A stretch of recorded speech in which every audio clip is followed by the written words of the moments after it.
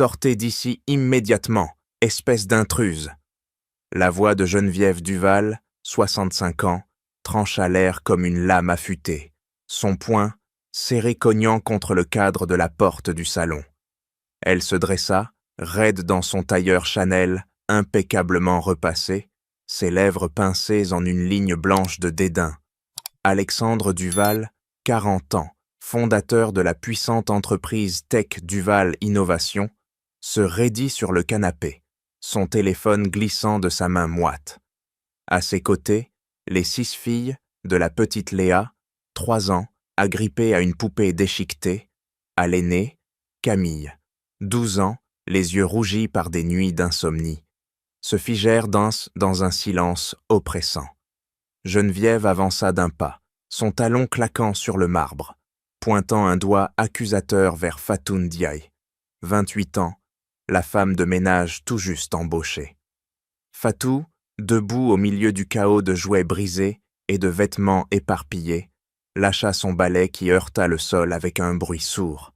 Sa peau noire luisait sous la sueur d'une matinée de labeur, son foulard noué serré autour de ses cheveux crépus, mais ses yeux sombres restaient calmes, presque défiants.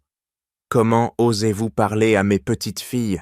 siffla Geneviève, sa voix montant en un crescendo de fureur contenue. « Vous n'êtes qu'une employée de bas étage, une immigrée de Saint-Denis venue grappiller des miettes dans cette maison. Je vous ai vu murmurer à l'oreille de la petite, comme si vous aviez le droit de consoler qui que ce soit, ici. » Alexandre se leva d'un bond, ses épaules mal larges tendues, sous sa chemise froissée, vestige d'une nuit blanche passée à calmer les crises de ses filles depuis la mort de leur mère, emportée par un cancer implacable 1 an plus tôt. « Mère, arrêtez. Fatou est ici pour nettoyer, rien de plus. Les agences refusent d'envoyer d'autres nounous après les 38 qui ont fui cet enfer. » Geneviève pivota vers lui, ses ongles manucurés s'enfonçant dans son propre bras pour retenir une explosion. « Précisément, Alexandre, cette maison est un sanctuaire pour notre lignée, les Duval, héritiers d'une fortune française pure, et vous laissez entrer cette femme, avec ses origines douteuses, pour approcher mes petites filles. Elles profitent de leur vulnérabilité, de leur douleur après la perte de leur mère. Je refuse. Sautez là, ou je m'en charge moi-même. » Fatou redressa le menton, son souffle régulier contrastant avec le tremblement des filles autour d'elle. Camille, l'aînée, serra les poings, ses larmes coulant silencieusement, elle qui avait juré de protéger ses sœurs depuis le décès de leur mère. La petite Léa se mit à geindre, un son aigu qui déchira l'air, tandis que les jumelles de 6 ans, Élise et Sophie, se cachaient donc derrière un fauteuil renversé, leur rire forcé se muant en sanglots étouffés. Alexandre hésita, son regard passant de sa mère à Fatou, puis aux filles dont les cris reprenaient de plus belle. Un chaos qu'aucune nounou professionnelle n'avait pu dompter. Geneviève, sentant sa victoire, croisa les bras, son collier de perles claquant contre sa poitrine. « Maintenant, Alexandre, dites-lui de partir, ou je fais un scandale qui ruinera votre réputation. Pensez à notre héritage. » Héritage. Fatou ramassa son balai d'un geste fluide, ses doigts noirs contrastant avec le manche blanc, mais elle ne bougea pas encore. L'air vibrait de tension, chaque respiration, une étincelle prête à allumer l'incendie. Geneviève s'approcha plus près, son parfum lourd envahissant l'espace, et cracha. « Vous comprenez, n'est-ce pas? Vous n'avez pas votre place ici. Retournez dans vos banlieues de misérables. » Alexandre, les veines du cou saillantes, ouvrit la bouche pour intervenir, mais le regard impitoyable de sa mère le cloua sur place. Les filles, figées, attendaient sur l'explosion, un rituel de rejet qu'elles avaient vu trop souvent avec les nounous précédentes. Fatou, cependant, soutint le regard de Geneviève, son cœur battant à tout rompre sous son tablier usé, mais son visage impassible comme un masque forgé dans les épreuves de son passé à Dakar. Fatou planta ses pieds sur le marbre froid, son balai serré comme une arme improvisée. Ses épaules se redressèrent, un mur invisible se dressant face à la tempête de Geneviève. « Madame Duval, votre venin ne touche que ceux qui le craignent. » Lâcha-t-elle d'une voix ferme, sans tremblement, ses mots coupant comme des éclats de verre. Geneviève recula d'un demi-pas, ses yeux s'écarquillant une fraction de seconde, une fissure dans son armure d'aristocrate.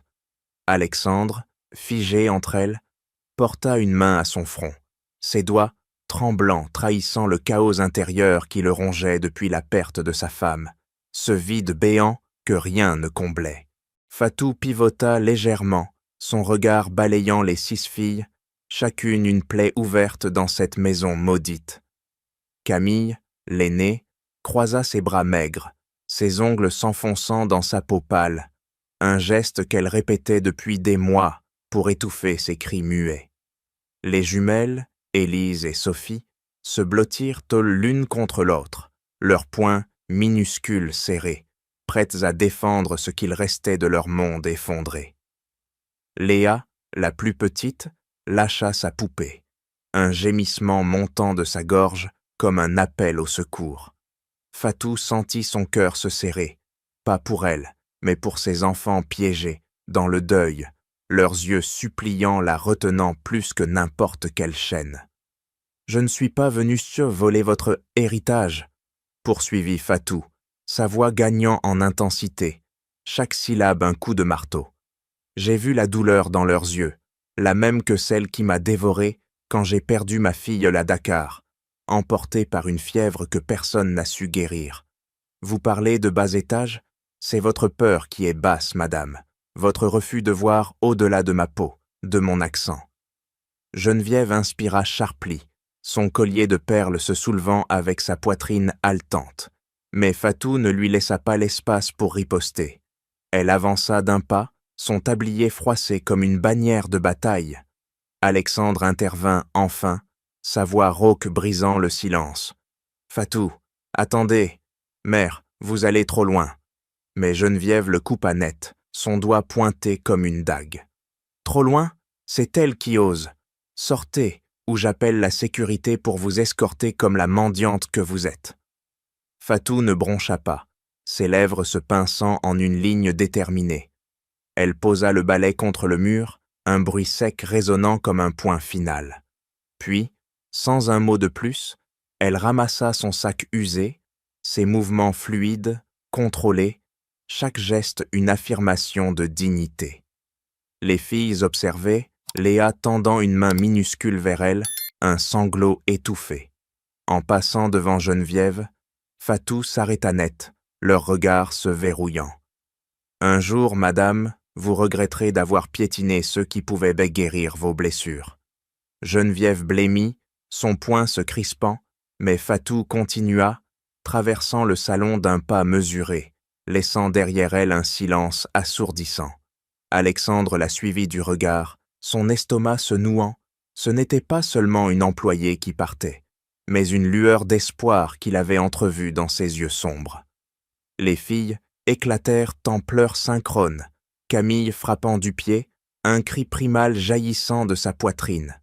Geneviève, victorieuse en surface, croisa les bras plus serrés, mais ses ongles s'enfoncèrent dans sa chair, une première piqûre de doute la traversant.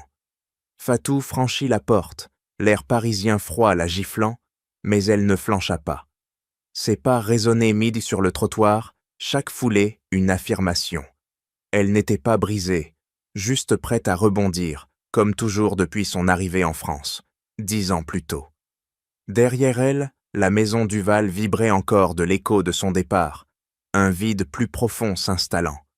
Alexandre claqua la porte derrière Fatou, le bruit résonnant comme un coup de tonnerre dans le vestibule vide. Ses poings se serrèrent en un, les jointures blanchies, tandis que Geneviève pivotait sur ses talons, un sourire victorieux étirant ses lèvres fines. « Enfin, cette intruse est partie, » marmonna-t-elle, ajustant son collier de perles d'un geste sec, comme pour effacer toute trace de l'affront. Mais Alexandre ne l'entendit pas. Son regard fixait le sol, où un petit objet gisait, échappé du sac de Fatou lors de son départ précipité. Un carnet usé, reliure craquelée, page jaunie par l'usage. Il se baissa d'un mouvement brusque, ses genoux craquant sous le poids de sa fatigue accumulée, et ramassa le carnet.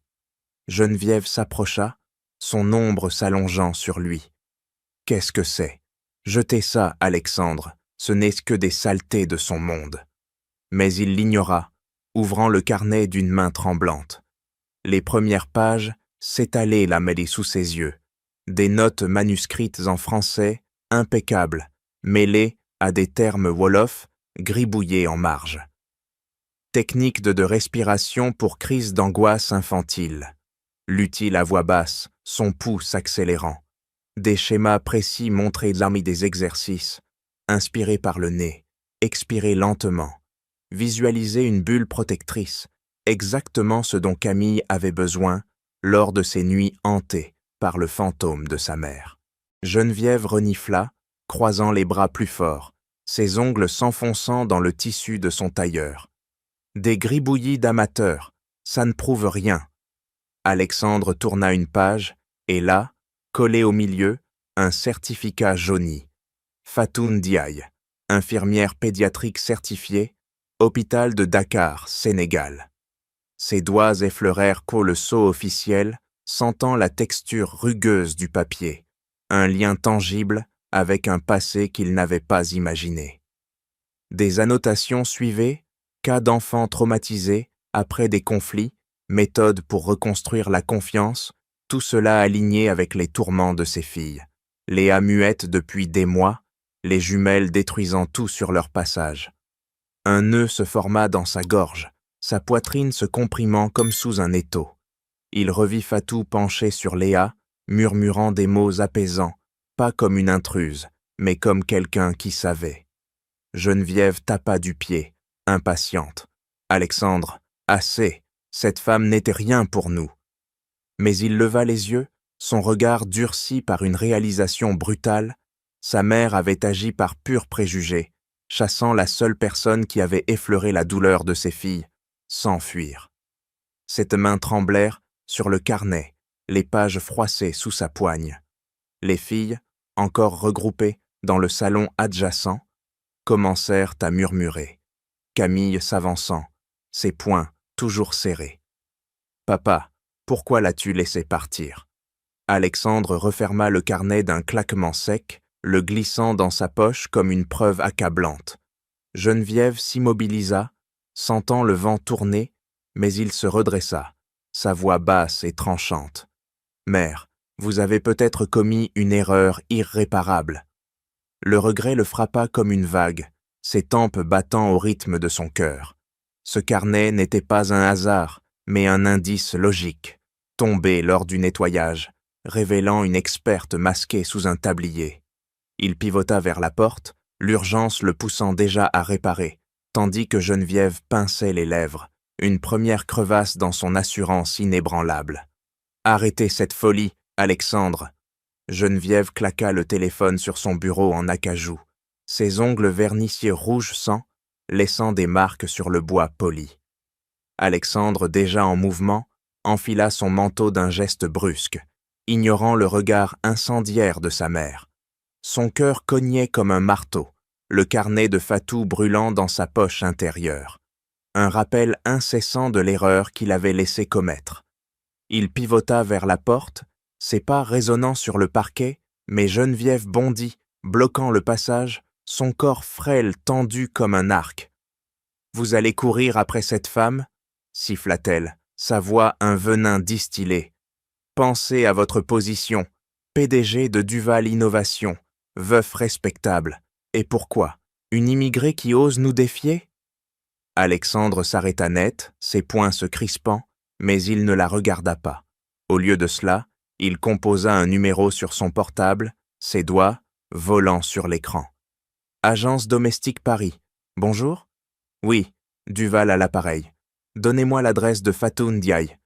Immédiatement. » Geneviève inspira Charplie, ses lèvres se tordant en une grimace. « Vous humiliez notre nom. » Il raccrocha, l'adresse en main, Saint-Denis, un immeuble délabré au cœur de la banlieue. Sans un mot, Alexandre franchit la porte, sa voiture démarrant dans un rugissement, laissant Geneviève seule, ses appels répétés, vibrant dans le vide. Sur la route, il serrait le volant, ses articulations blanchies, revoyant les yeux de Fatou, calme, accusateur. Le trafic parisien le ralentit, chaque feu rouge une torture, jusqu'à ce qu'il atteigne Saint-Denis. Tour grise, ruelle bondée, odeur de cuisine épicée flottant dans l'air humide.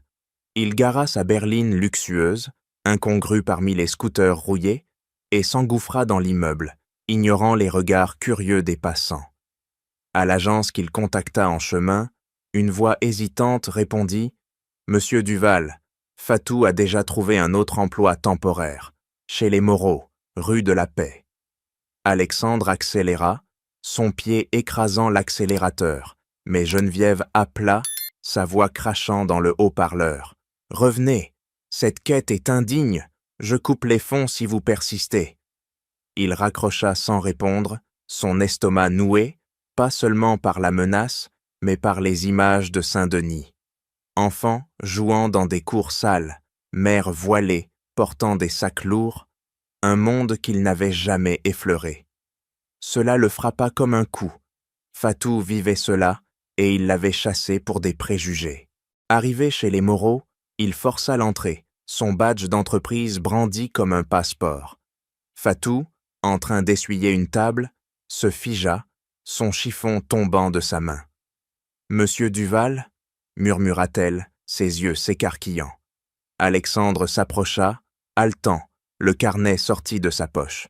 « Fatou, je suis venu m'excuser. Ma mère a eu tort. Ce carnet, il prouve que vous êtes plus qu'une employée.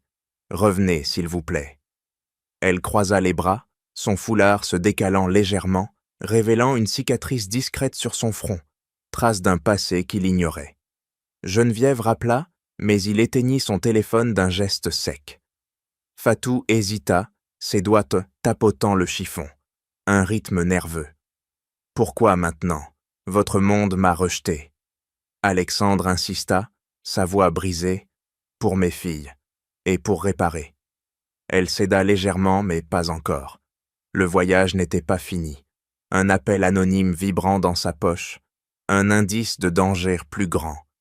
Respire, petit, comme une vague qui monte et descend. Fatou posa sa main chaude sur le dos tremblant du garçonnet, ses doigts s'écartant doucement pour guider son souffle saccadé.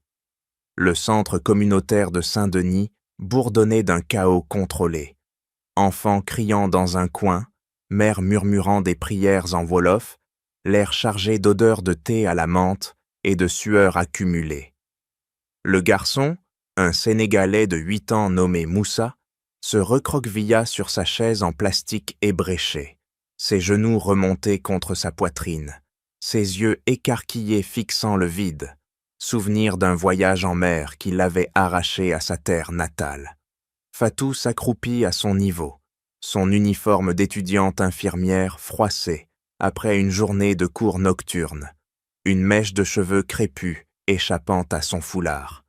Elle tapota rythmiquement son propre genou, un geste répétitif qu'elle utilisait pour ancrer les enfants perdus, comme elle l'avait fait autrefois à l'hôpital de Dakar face à des orphelins de conflit. « Regarde-moi, Moussa.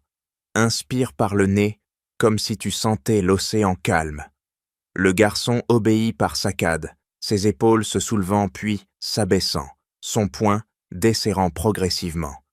Fatou ne pressa pas. Elle attendit, son regard fixe sur lui, absorbant sa peur comme une éponge. Une volontaire plus âgée, Aïcha, 55 ans, s'approcha en boitant légèrement, sa hanche usée par des années de labeur. « Fatou, tu fais des miracles encore une fois, » murmura-t-elle, tendant une tasse de thé fumant. Fatou secoua la tête, ses lèvres se pinçant en une ligne concentrée. Pas de miracle, juste de la patience. Elle reprit son tapotement, guidant Moussa vers une respiration stable, tout comme elle l'avait appris en soignant des enfants traumatisés au Sénégal, des techniques qu'elle affinait maintenant dans ses cours à l'université parisienne, payé par des heures de ménage ingrates. Moussa expira enfin profondément, son corps se détendant, un sourire timide fissurant son visage. « Ça marche, tante Fatou. » Elle hocha la tête, ses yeux pétillants d'une satisfaction discrète, et lui tendit un crayon. « Maintenant, dessine ce qui te fait peur. On le transforme en quelque chose de petit. » Le garçon s'exécuta, ses traits maladroits capturant un bateau chavirant, tandis que Fatou observait, son esprit vagabondant brièvement vers ses propres cicatrices. La perte de sa fille, une fièvre impitoyable qui l'avait forcé à fuir vers la France, reconstruisant sa vie brique par brique. Aïcha s'assit à côté, ses mains ridées, pliant un tissu. « Tu ne t'arrêtes jamais, hein, après ta journée chez ces riches peu parisiens ?» Fatou haussa les épaules, son tapotement s'arrêtant net. « Les rejets ne m'arrêtent pas. Ici, au moins, je sers à quelque chose. » Elle se leva d'un mouvement fluide, aidant Moussa à ranger son dessin, son corps mince se mouvant avec une grâce forgée dans l'adversité. D'autres enfants s'approchèrent, attirés par le calme qu'elle irradiait, et elle reprit, distribuant des exercices simples. Une bulle imaginaire pour chasser les cauchemars, un comptage rythmé pour apaiser les cœurs affolés. Soudain, un coup à la porte. Alexandre, essoufflé, franchit le seuil, son costume froissé contrastant avec le désordre du centre. Fatou se raidit, ses doigts se crispant sur le crayon de Moussa. « Monsieur Duval ?» Il avança, le carnet brandi comme un drapeau blanc, mais elle croisa les bras, prête à affronter cette intrusion, son monde, son sanctuaire, où elle guérissait sans préjugés. Moussa la regarda, confiant, tandis qu'Aïcha se tendait, protectrice. Fatou expira lentement, imitant ses propres leçons, et fit face à l'intrus. « Sortez de ce centre, monsieur Duval. Vous n'avez pas votre place ici. » Fatou bondit de sa chaise, son corps se tendant comme un ressort, bloquant l'entrée d'Alexandre d'un geste ferme. Ses yeux flamboyaient, une barrière invisible, érigée contre cet intrus en costume froissé, encore essoufflé de sa course effrénée. Alexandre stoppa net, le carnet serré dans son poing, ses chaussures cirées crissant sur le linoléum usé. Aïcha se leva d'un bond, ses mains ridées, prêtes à pousser, tandis que Moussa recula, son dessin chiffonné contre sa poitrine. L'air vibra d'une tension palpable, les murmures des enfants s'éteignant comme des flammes sous une bourrasque. « Fatou, écoutez-moi » plaida Alexandre, sa voix se brisant sur les bords, un genou fléchissant légèrement comme pour supplier. Il brandit le carnet, ses doigts, tremblants, le feuilletant. « Ce que ma mère a fait, c'était une erreur cruelle, je l'admets. Vos notes, votre certification, vous êtes infirmière, pas une simple employée. Revenez, mes filles ont besoin de vous. » Fatou croisa les bras plus serrés, ses ongles s'enfonçant dans ses avant-bras, un tic nerveux qu'elle réservait au moment de confrontation. « Besoin ?» ricana-t-elle, sa voix un fouet. « Vous m'avez chassée comme une voleuse pour plaire à votre mère et ses préjugés. Et maintenant, vous venez ici, dans mon refuge, perturber ses enfants ?» Alexandre avança d'un pas, ignorant Aïcha qui le fusillait du regard. « Je le regrette profondément. Ma mère, elle protège un héritage fantôme, mais j'ai vu la vérité dans ce carnet. Vos méthodes pour les traumas, c'est exactement ce qui manque à mes filles depuis la mort de leur mère. » Fatou hésita, ses épaules s'affaissant une fraction, mais elle riposta. « Regret ? Prouvez-le. Pas avec des mots, mais avec des actes. Soutenez ce centre, aidez les immigrés comme moi, au lieu de nous piétiner. » Alexandre hocha la tête vigoureusement, ses yeux plongeant dans les siens. « D'accord, je double votre salaire, je finance vos études d'infirmière, et pour le centre, une donation immédiate. Mais revenez, s'il vous plaît. » Aïcha intervint, sa voix grave comme un grondement. « Fatou, méfie-toi. Ces riches promettent et oublient. » Mais Fatou leva la main, un geste autoritaire, et s'assit, invitant Alexandre à faire de même sur une chaise bancale. « Asseyez-vous. Parlez-moi de vos filles, pas de votre fortune. » Alexandre obéit, ses mains jointes en une prière muette, décrivant les crises. Camille, arrachant ses cheveux, Léa muette, les jumelles semant le chaos. Fatou écouta, son doigt tapotant le bord de la table, absorbant chaque détail comme une éponge. Soudain, en feuilletant le carnet qu'il lui tendit, Alexandre pointa une note. Maladie étrange au Sénégal, symptômes masqués, progression accélérée. Fatou se raidit, ses pupilles se dilatant. C'était un cas que j'ai traité, une tumeur suspecte, peut-être empoisonnée. Alexandre blêmit, ses doigts se crispant sur la page. Ma femme, son cancer a surgi si vite, sans antécédent. Les médecins disaient naturel, mais... Fatou reprit le carnet d'un geste vif, ses yeux scrutant ses propres mots. Attendez, j'ai vu des cas similaires, des poisons lents mimant des maladies. Si c'était intentionnel... Alexandre se leva d'un bond, son poing cognant la table, un éclat de doute explosant en lui. Impossible. Mais Julien Moreau, mon rival, haïssait ma femme pour ses secrets d'affaires. Fatou hocha la tête, son tapotement s'accélérant. Une connexion fortuite, née de ce carnet, ouvrant une faille vers un abîme plus sombre.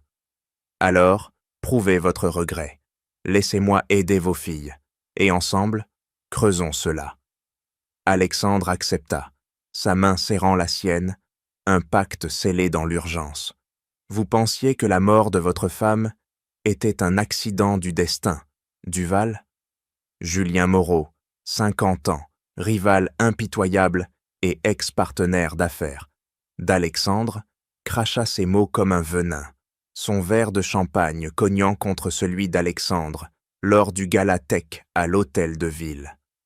Julien se dressa, son costume sur mesure, tendu sur son ventre proéminent, un sourire carnassier étirant ses lèvres minces.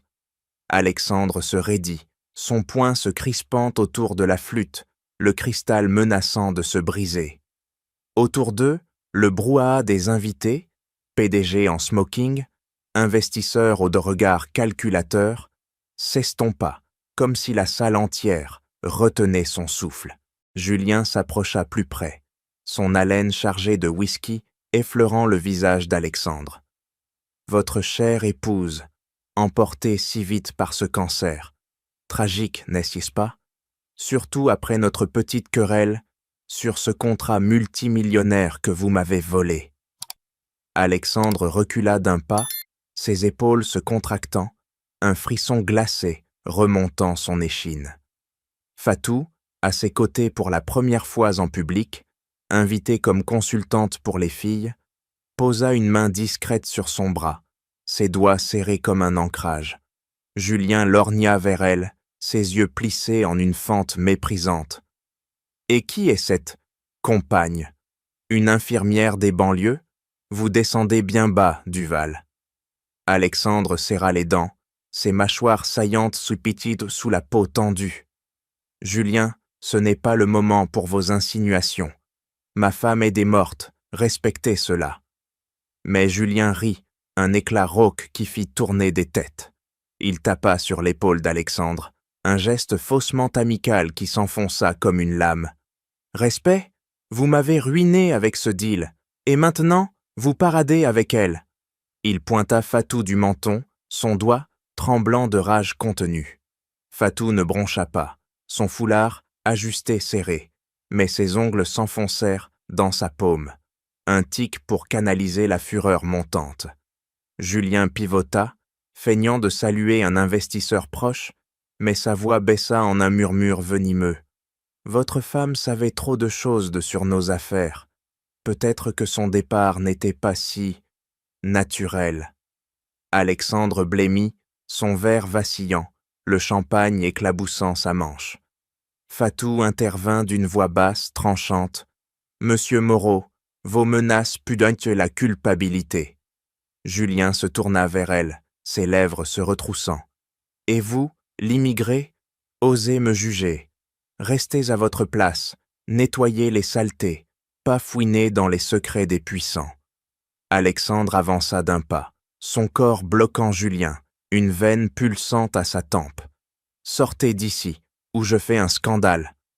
Julien recula, mais pas sans un dernier coup.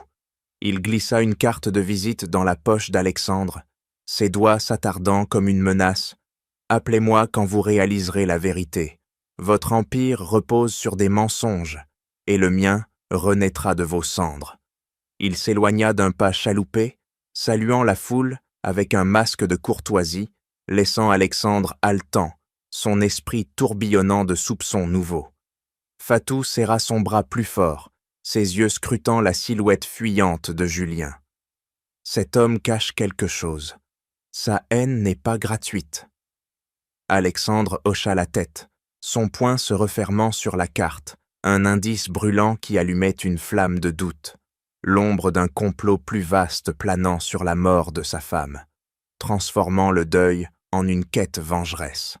La salle reprit son bourdonnement, mais pour eux, le silence intérieur hurlait. Les dossiers médicaux ne mentent pas. Regardez cette anomalie. Fatou planta son doigt sur l'écran de l'ordinateur portable, ses ongles courts creusant presque la surface lumineuse. Alexandre, penché à ses côtés dans la salle d'archives discrète de l'hôpital Cochin, expira Charplie, son souffle chaud effleurant l'épaule de Fatou. Le rapport s'étalait en lignes froides. Progression tumorale, accélérée, marqueurs inhabituels, sans explication génétique. Fatou tourna une page numérique d'un clic sec, ses yeux scrutant les données comme un scalpel. Votre femme n'avait pas d'antécédents, ce n'est pas naturel, murmura-t-elle, son accent sénégalais durcissant chaque syllabe. Alexandre ajusta ses lunettes, ses doigts, volant sur le clavier pour croiser les données avec son logiciel d'analyse, un outil maison de Duval Innovation, conçu pour décrypter des flux complexes. Ici, un pic d'enzymes hépatiques 3 mois avant le diagnostic, pas aléatoire.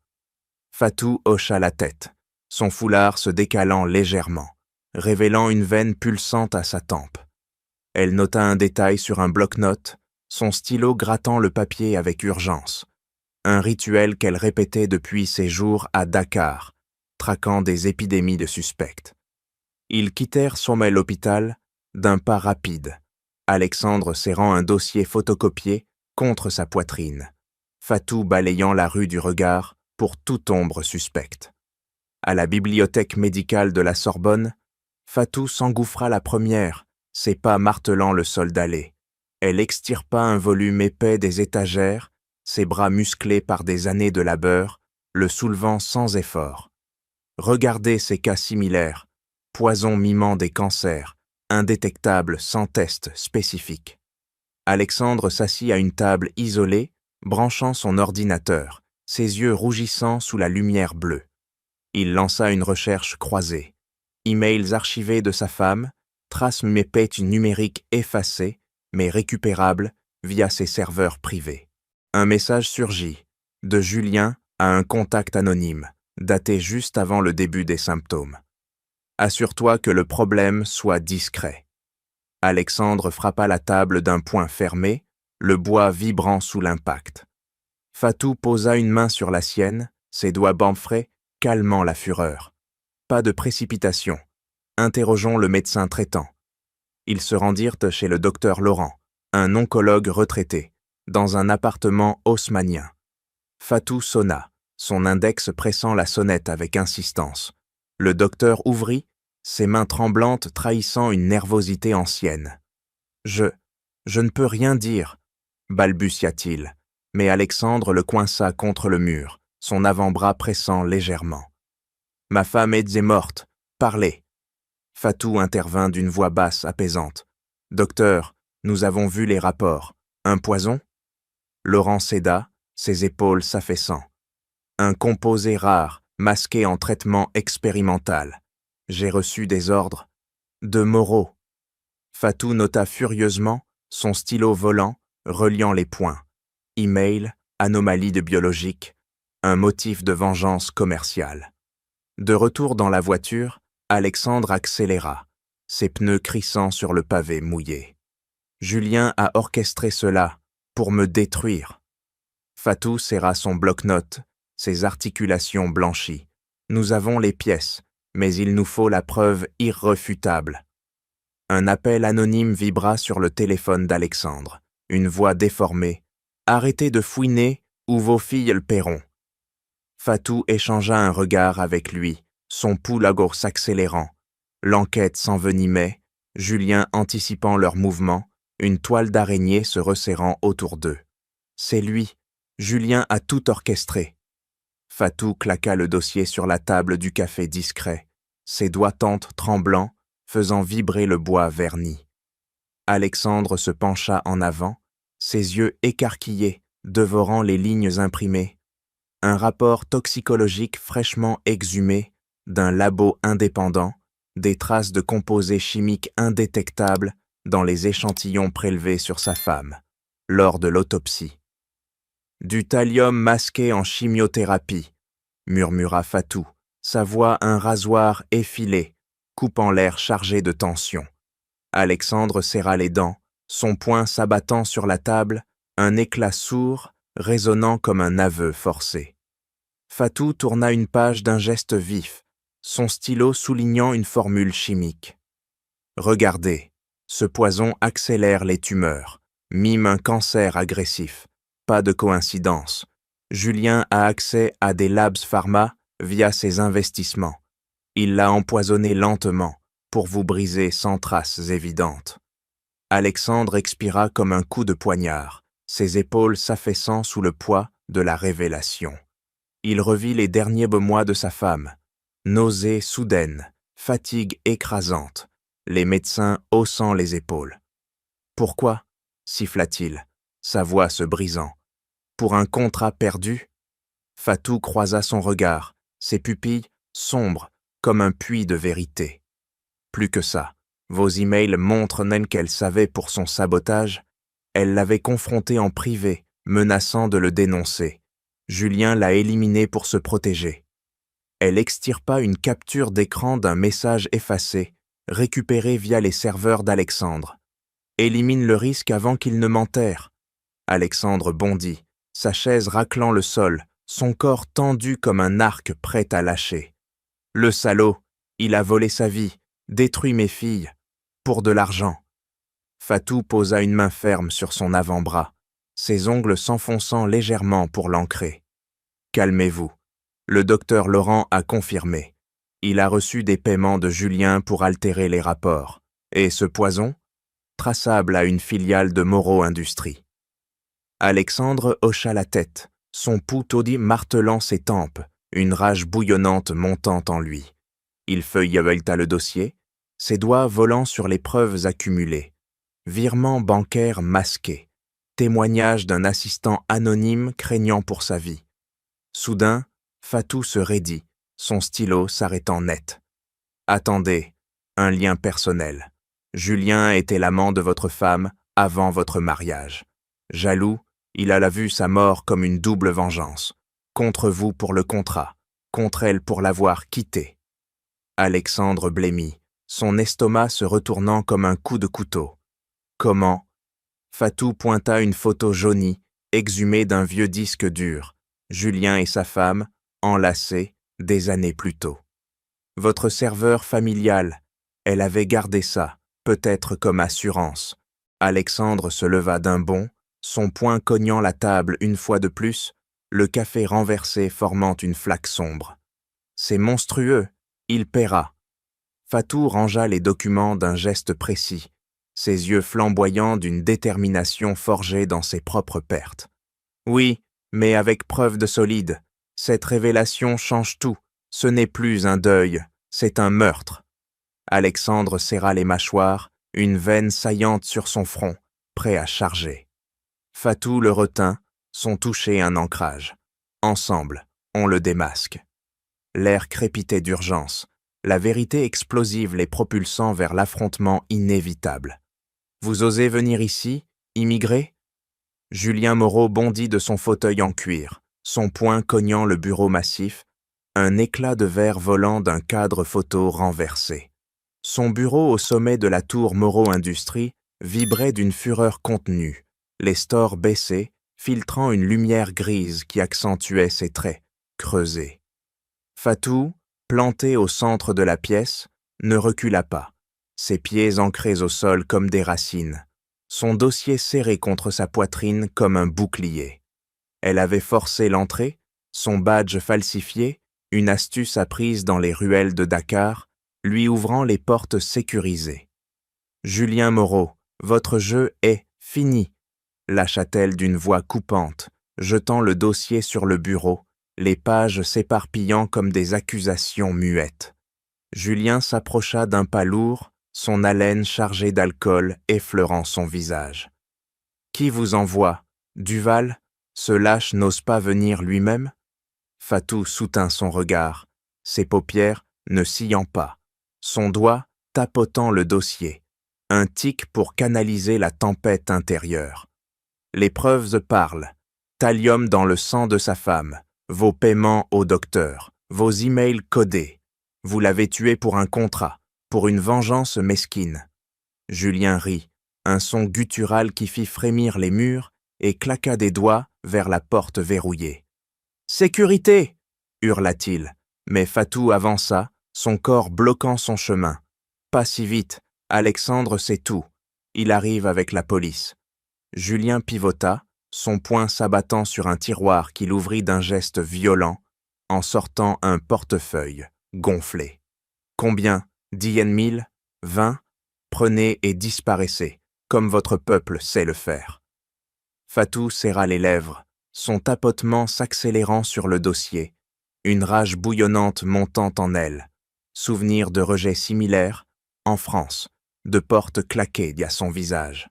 « Vous me prenez pour une vendue ?» riposta-t-elle, repoussant le portefeuille d'homme d'une main ferme, les billets s'éparpillant au sol. Julien blêmit, son poing se refermant sur un coupe-papier aiguisé qu'il brandit comme une lame.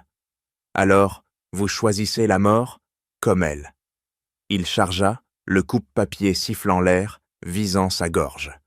Fatou esquiva d'un pivot souple, son corps entraîné par des années de survie, et saisit son bras, le tordant d'un geste précis, technique apprise en secourisme à l'hôpital pour immobiliser les patients violents. Julien grogna, son genou heurtant son ventre, l'air expulsé de ses poumons en un souffle rauque. Fatou chancela, son dos cognant le mur, un cadre se brisant à ses pieds. « Vous ne sortirez pas vivante !» cracha-t-il, se libérant d'une torsion brutale, son coupe-papier ésentaillant son épaule, une ligne de feu brûlant sa peau.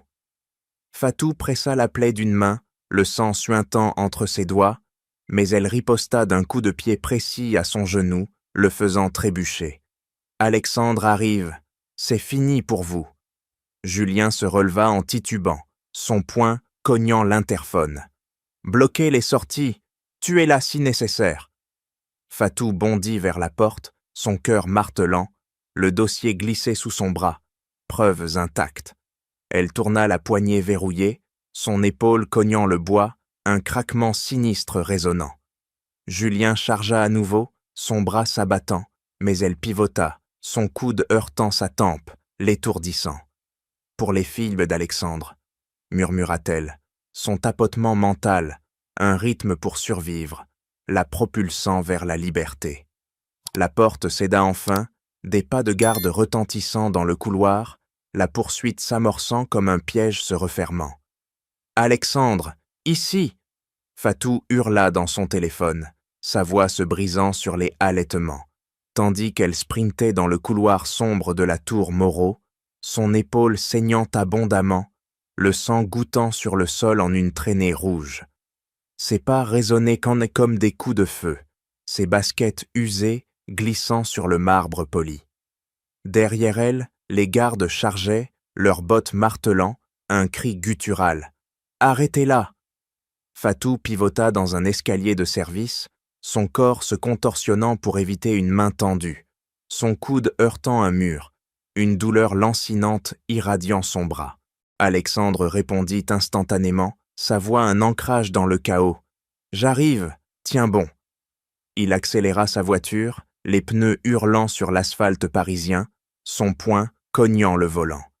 Fatou dévala les marches, son souffle râpeux, le dossier coincé sous son bras valide, page froissée, mais intacte. Elle démergea dans un parking souterrain, l'air froid la giflant, et repéra une sortie de secours. Poussant la porte d'un coup d'épaule, feu dans la plaie, elle bondit dehors, Alexandre freinant brutalement devant elle, sa portière s'ouvrant comme une bouée. « Monte !» ordonna-t-il, son bras la tirant à l'intérieur, le moteur rugissant avant même qu'elle ne claque la porte. Fatou pressa sa blessure d'une main, le tissu de son chemisier imbibé, mais ses yeux restaient vifs. Le rapport toxicologique, on l'a, mais Julien sait, il a des gardes partout. Alexandre zigzaga dans les rues, évitant une voiture de patrouille, son regard alternant entre le rétroviseur et Fatou. Où était l'expert, le labo indépendant? Fatou grimaça, serrant les dents sur la douleur, et dicta l'adresse. Un bâtiment anonyme en banlieue, connu pour ses analyses discrètes.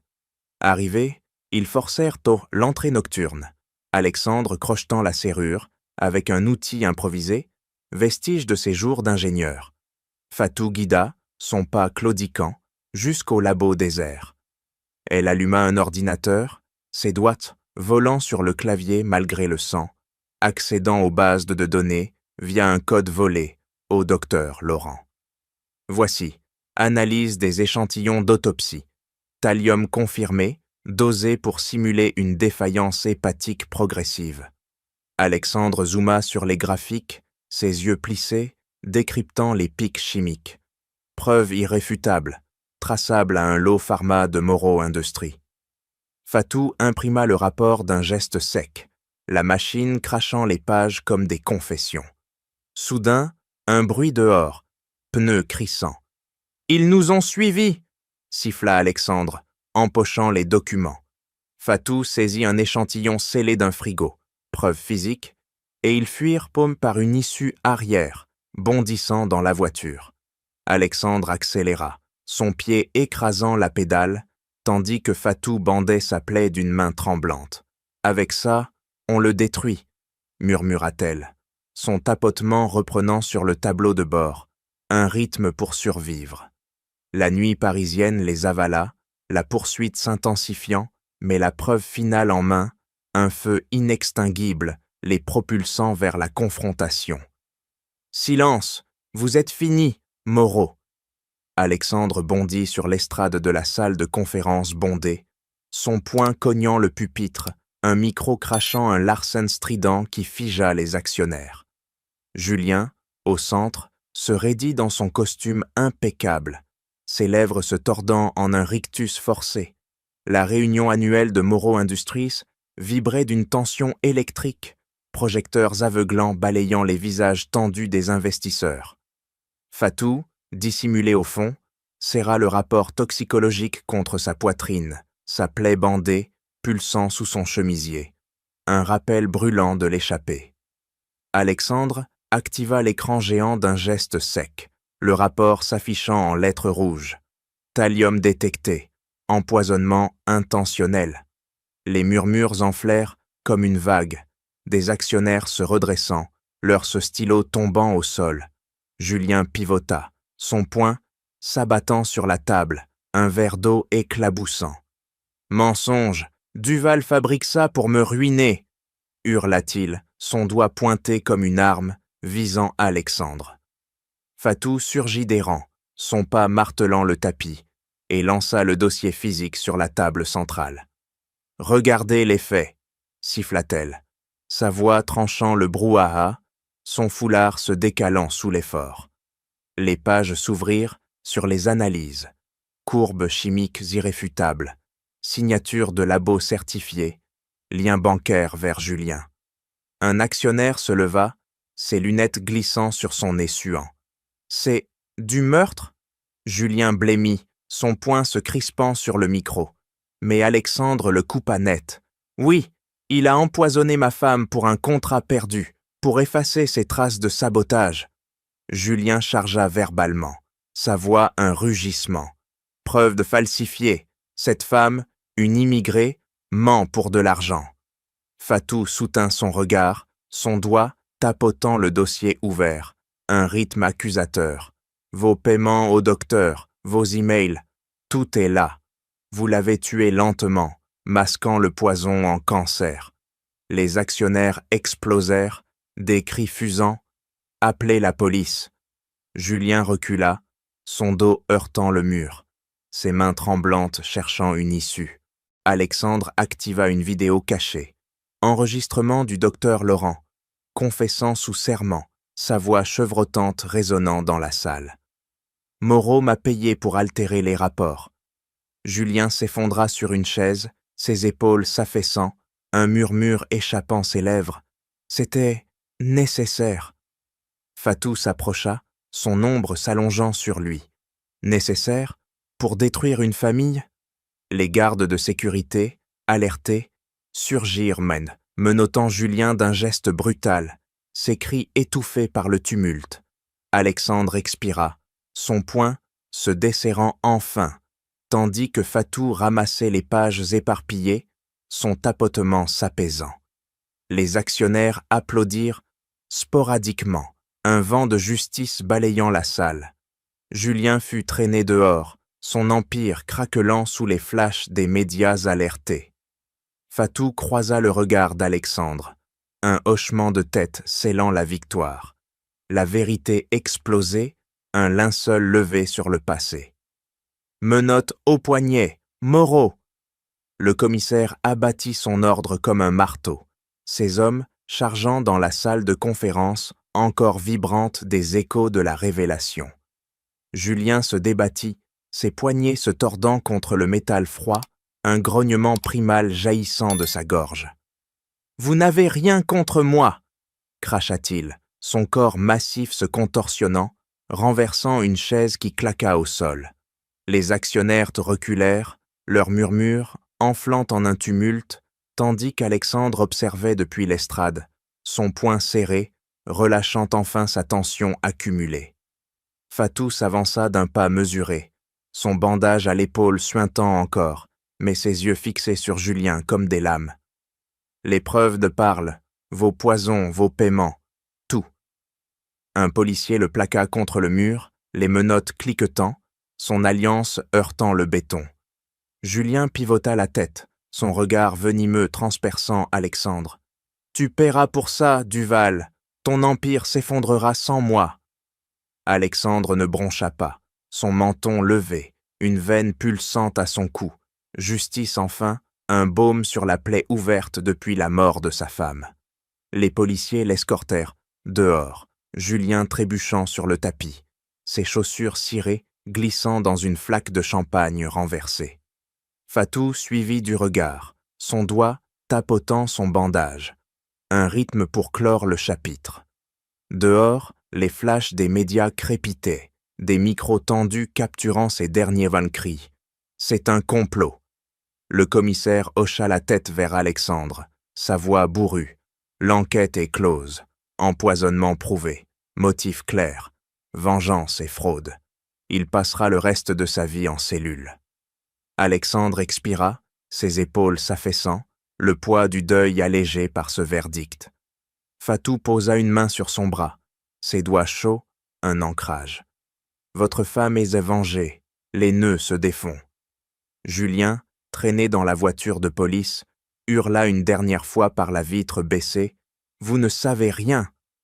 Mais les portes claquèrent, le moteur rugit, emportant l'ombre du complot. Les actionnaires, encore sous le choc, commencèrent à murmurer des alliances nouvelles. L'empire de Julien démantelé, ses actifs gelés par ordonnance judiciaire. Geneviève, arrivée en urgence, observa depuis le seuil, ses lèvres pincées en une ligne de regret forcé. « Je n'aurais pas dû douter », murmura-t-elle, son collier de perles claquant contre sa poitrine haletante. Alexandre pivota vers elle, son regard dur. La justice efface les erreurs, pas les vôtres. Elle baissa les yeux, ses ongles s'enfonçant dans sa paume, un premier craquement dans son armure.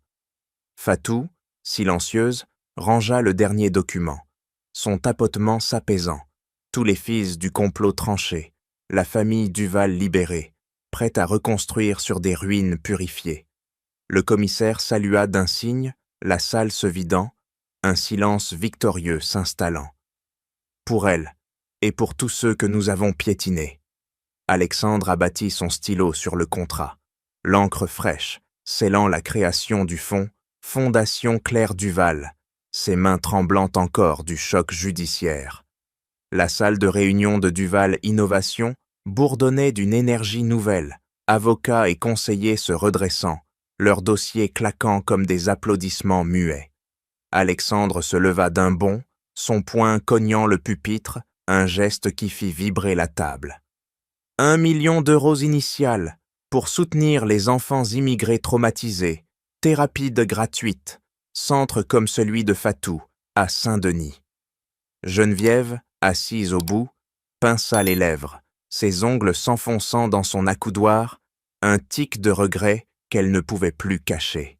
Fatou, à ses côtés, croisa les bras, son bandage retiré révélant une cicatrice fraîche, marque de la bataille. « Ce n'est pas assez », murmura-t-elle, son doigt tapotant le contrat, un rythme insistant. Alexandre pivota vers elle, ses yeux flamboyants. « Alors doublons, 2 millions, et un partenariat avec les hôpitaux pour des programmes inspirés de vos méthodes au Sénégal. » Elle hocha la tête, ses épaules se détendant légèrement, un sourire fugace fissurant son visage stoïque. Geneviève se raidit, son collier de perles claquant contre sa poitrine. « Alexandre, notre fortune familiale. Pour des étrangers ?» Il la foudroya du regard, son poing s'ouvrant pour pointer le contrat. « Précisément, mère, pour réparer vos préjugés, nos erreurs. Ce fonds portera le nom de ma femme, Claire, et aidera ceux comme Fatou, rejetés par des gens comme vous. » Geneviève blêmit, ses mains tremblant sur la table, mais elle signa d'un trait sec, son stylo grattant le papier comme une capitulation. « Pour les filles, et pour expier, » murmura-t-elle, sa voix se brisant pour la première fois. Fatou s'avança, son tapotement s'accélérant sur le dossier. « Incluez des formations pour infirmières immigrées, comme moi. » Alexandre acquiesça d'un geste vif, modifiant le contrat d'une annotation rapide. Les avocats notèrent en, leurs plumes volant, transformant les mots en action. Dehors, les médias attendaient, flash crépitant déjà. Un scoop, Duval rachète les dettes du centre de Saint-Denis. Le renommant Centre Claire Fatou, un symbole de rédemption. Alexandre serra la main de Fatou, ses doigts entrelacés un instant, une chaleur partagée.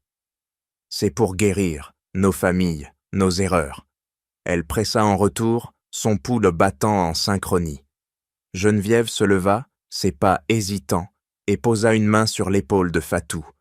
Un geste inédit, tremblant. « Je m'excuse.